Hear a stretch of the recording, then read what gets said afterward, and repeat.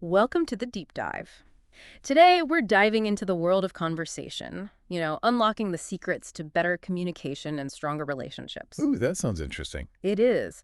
We're going to be using excerpts from this book on dialogue and communication. Okay. It's called Egidegidea. And by the end of this deep dive, you'll understand the hidden forces that are shaping your conversations, and you'll have practical tools to communicate more effectively. Awesome. I'm ready. Have you ever felt like you're talking to a wall? Or had a conversation go completely off the rails? Oh, yeah, all the time. This book really dives into why dialogue can be so tricky, and it all starts with something called automatic thoughts. Automatic thoughts. Yeah.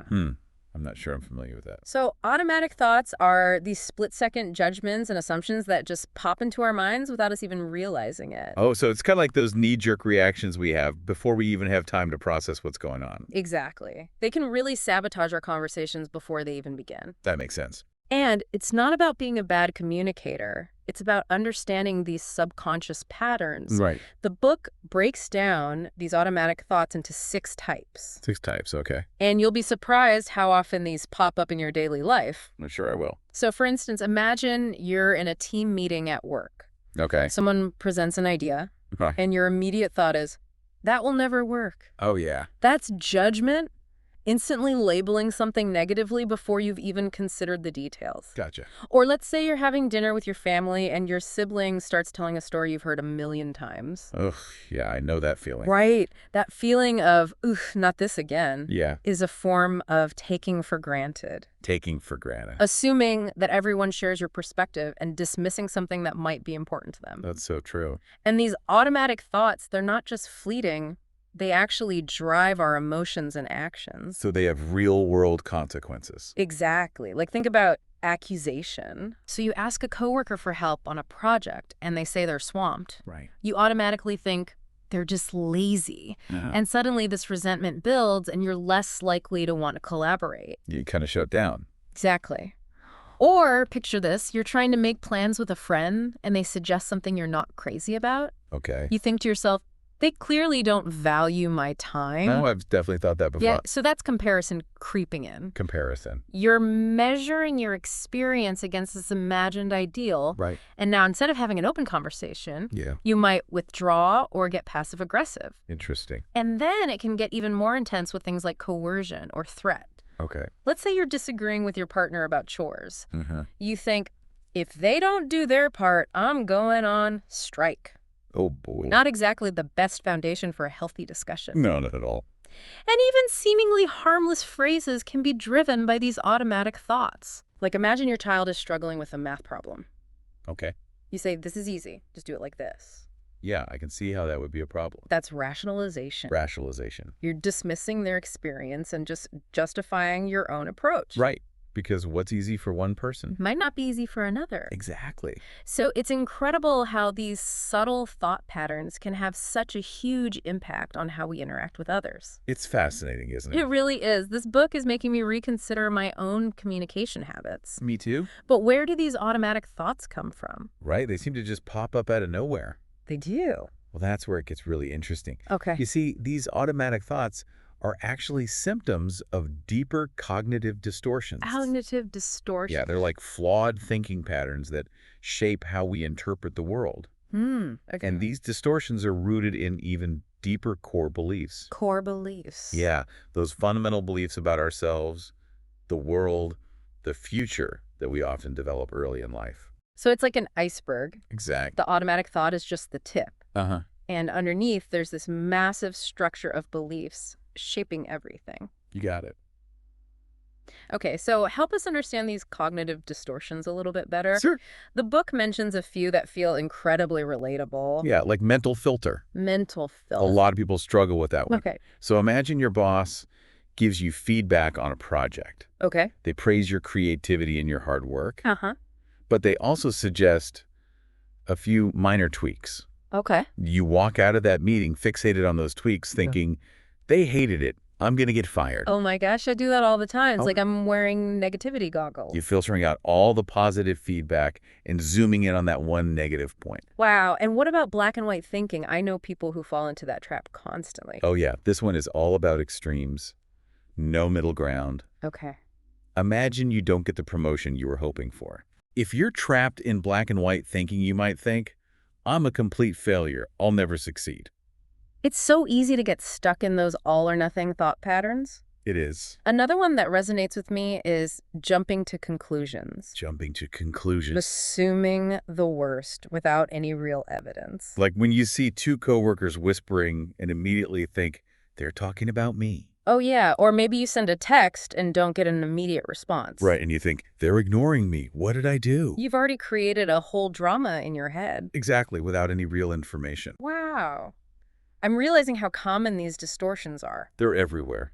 No wonder communication can be so challenging. It's a minefield out there. But this all leads to an even deeper question. What's that? What are these core beliefs that are driving these distorted thoughts?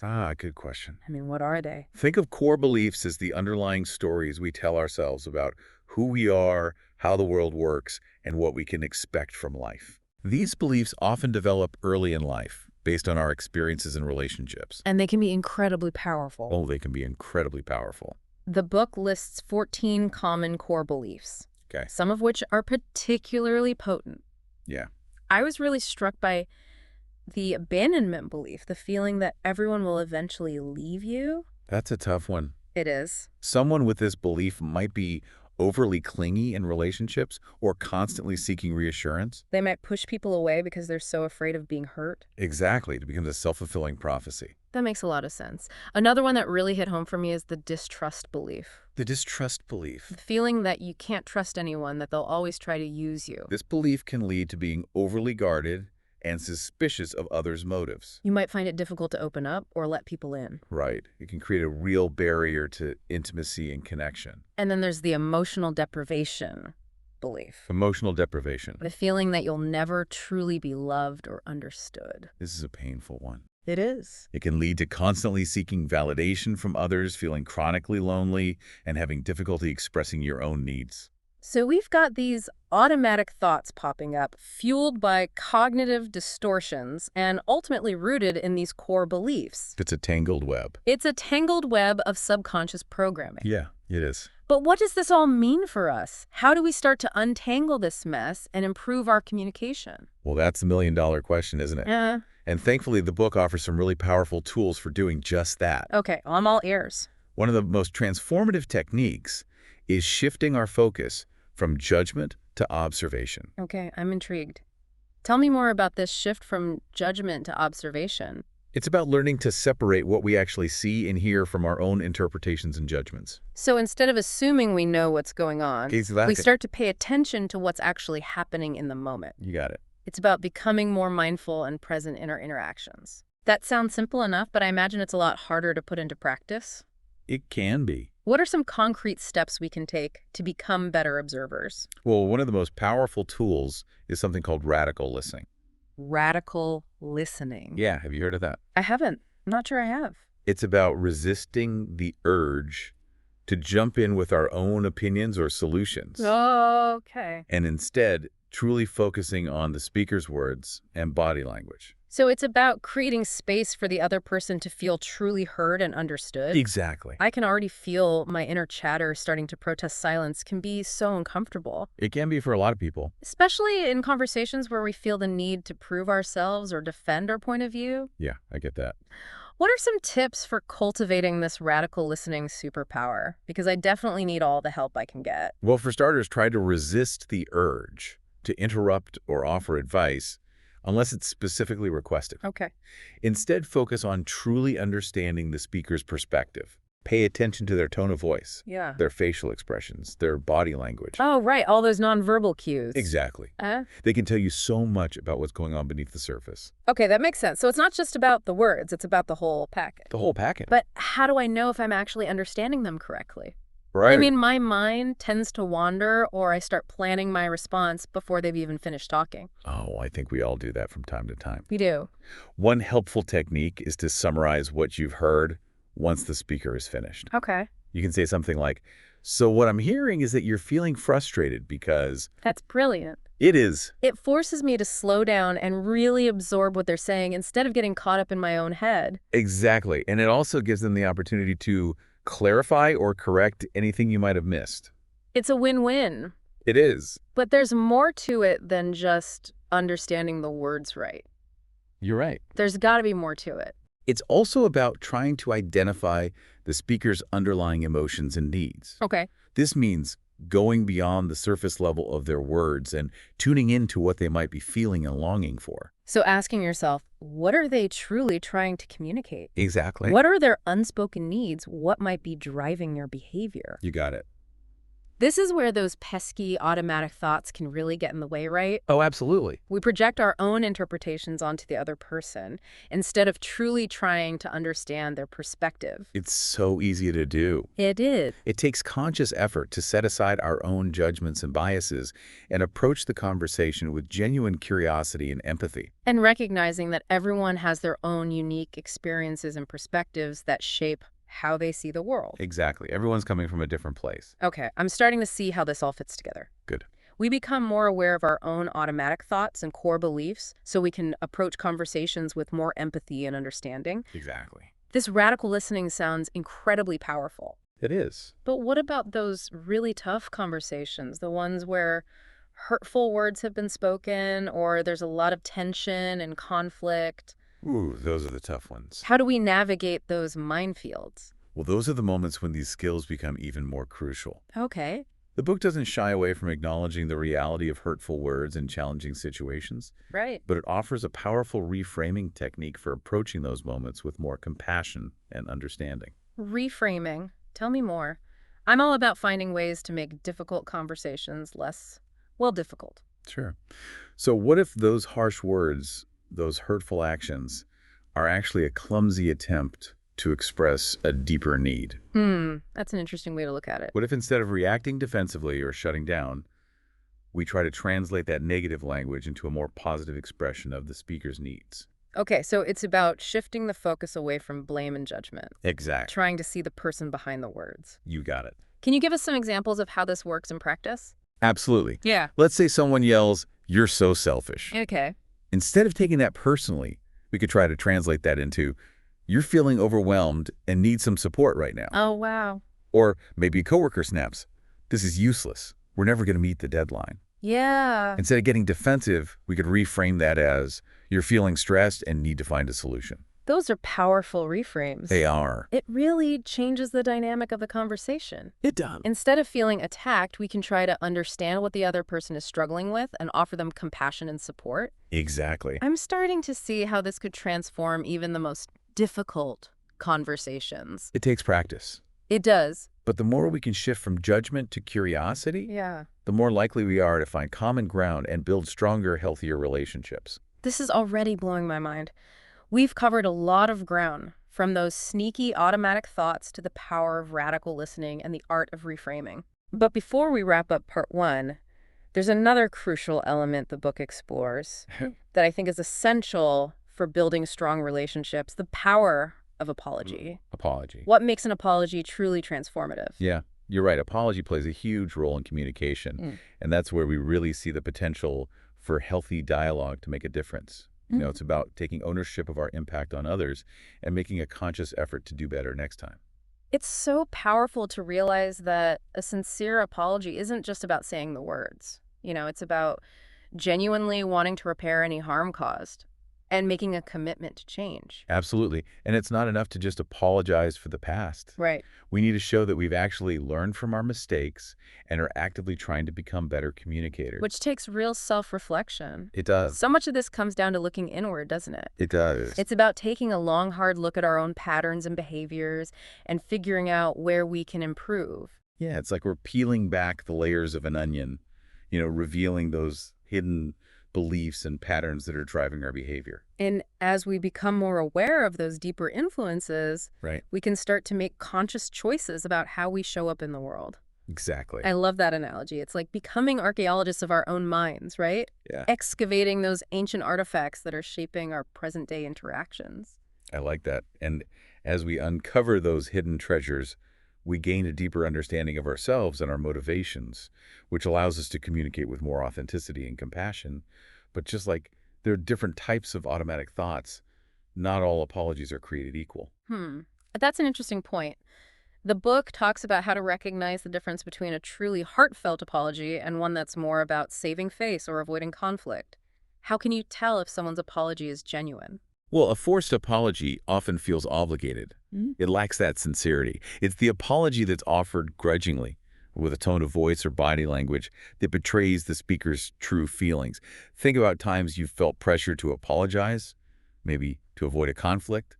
Did it feel good? Did it resolve anything? Probably not. No. There's also the defensive apology, which is all about justification and deflecting responsibility. Right. It's the I'm sorry, BUT apology. Exactly. Like, I'm sorry I snapped at you, but T, you were really stressing me out.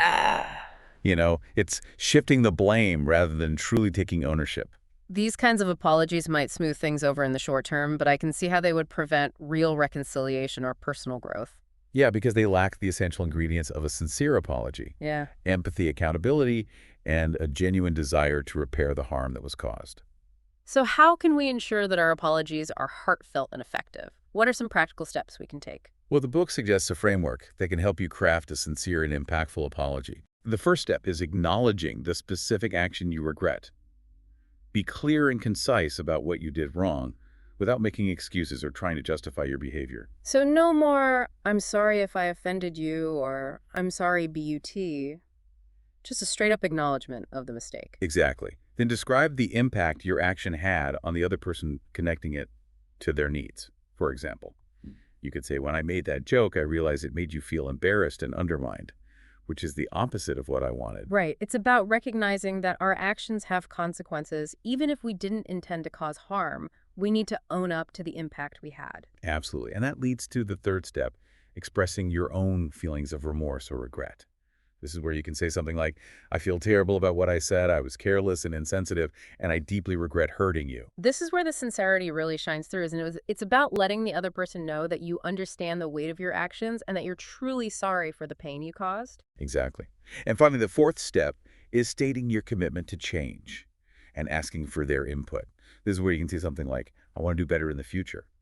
I'm going to work on being more mindful of my words and actions. Can you help me understand how I can do that? I love that last part. It shows that you're not just offering empty words, you're genuinely committed to growth and willing to learn from your mistakes. And by inviting the other person to share their perspective, you create an opportunity for open dialogue and collaboration, which can help rebuild trust and strengthen the relationship. This framework for apology is so valuable. It takes something that can feel awkward or scary and breaks it down into manageable steps.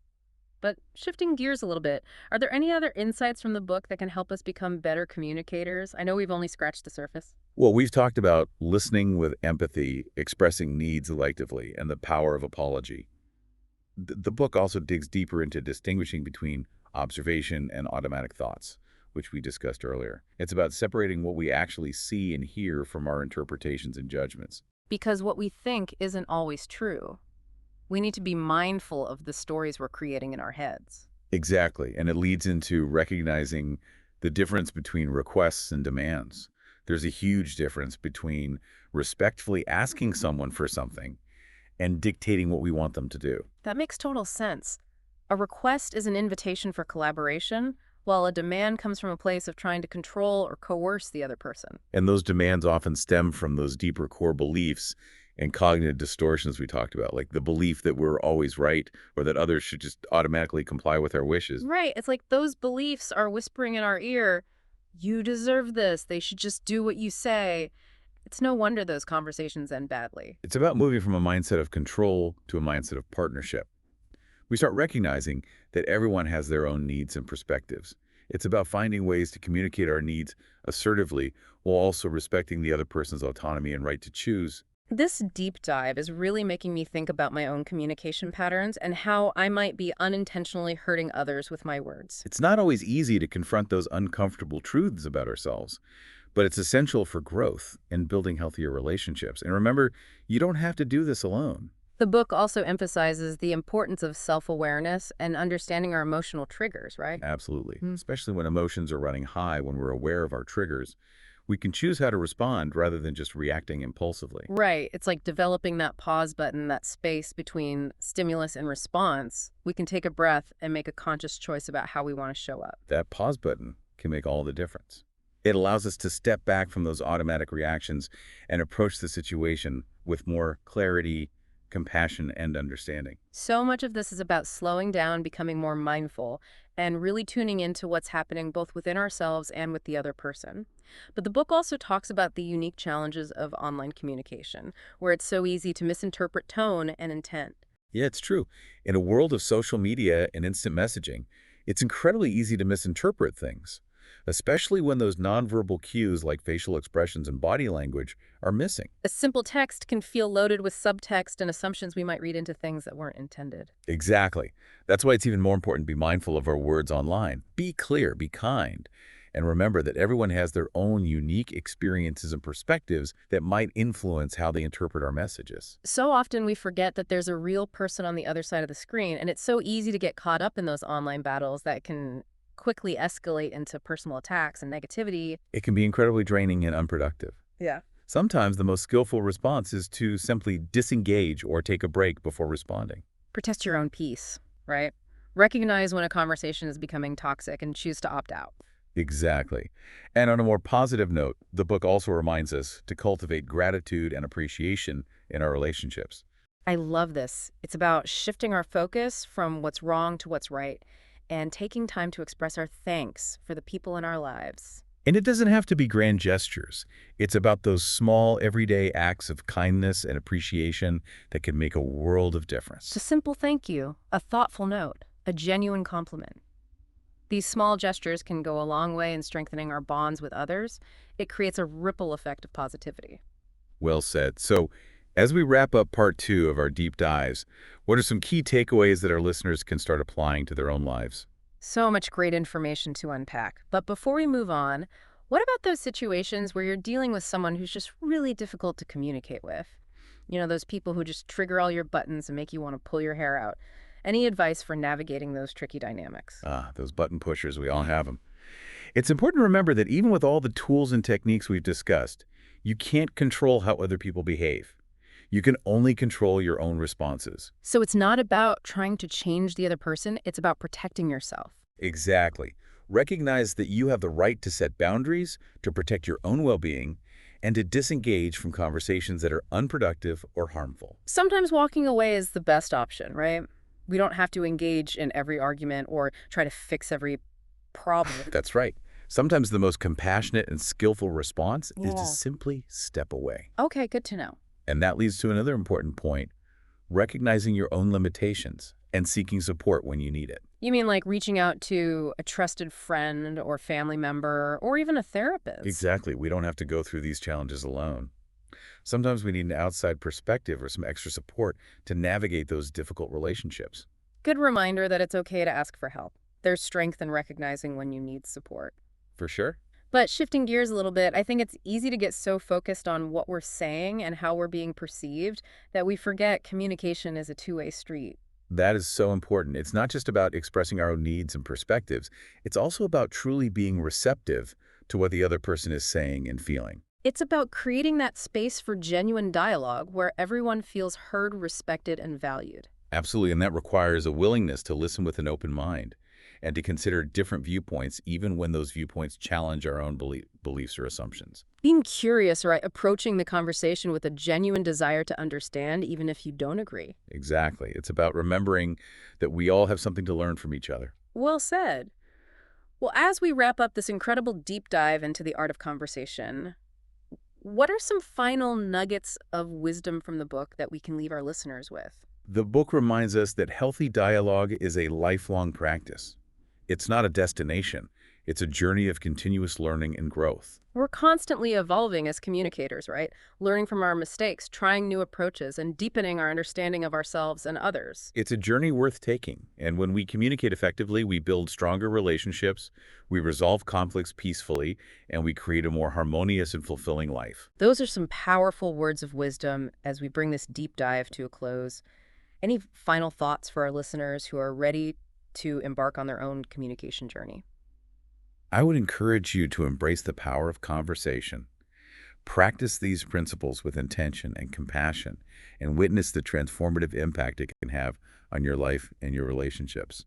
Wonderful advice. It's been fantastic exploring these ideas with you. I know I'm walking away with a whole new perspective on communication. Thank you for joining us on this deep dive, and may your conversations be filled with empathy, understanding, and genuine connection.